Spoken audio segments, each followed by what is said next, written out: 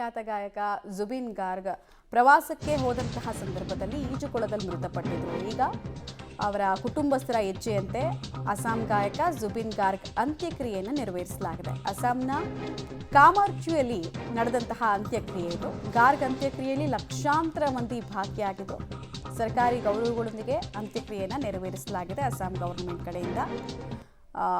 ಜುಬಿನ್ ಹಾಡನ್ನು ಕೇಳದವರೇ ಇರಲಿಲ್ಲ north East ಭಾಗದಲ್ಲಿ, ಅಷ್ಟೊಂದು ಪಾಪ್ಯುಲರ್ ಅತ್ತ, ಸ್ಪೆಷಲಿ ಲೈವ್ ಕನ್ಸರ್ಟ್ಸು.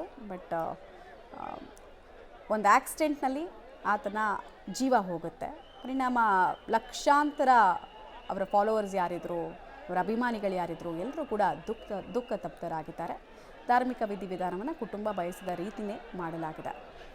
ಲಕ್ಷಾಂತರ ಸಂಖ್ಯೆಯಲ್ಲಿ ಜನ ಭಾಗಿಯಾಗಿರೋದನ್ನು ಗಮನಿಸ್ತಾ ಇದ್ದೀರಾ. ಅಷ್ಟೊಂದು ಜನರ ಪ್ರೀತಿಗೆ ಪಾತ್ರರಾಗಿದ್ದರು ಜುಬಿನ್ ಗಾರ್ಗ್. ಜುಬಿನ್ ಗಾರ್ಗ್ರನ್ನ ಕಳ್ಕೊಂಡು ನೋಡಿ ಅಲ್ಲಿ ಜನಸ್ತೋಮವನ್ನು ಗಮನಿಸ್ತಾ ಇದ್ದೀರಾ. ಜುಬಿನ್ ಗಾರ್ಗ್ ಅವರ ಅಂತಿಮ ಯಾತ್ರೆಯ ಜನಸ್ತೋಮ ಇದೆ.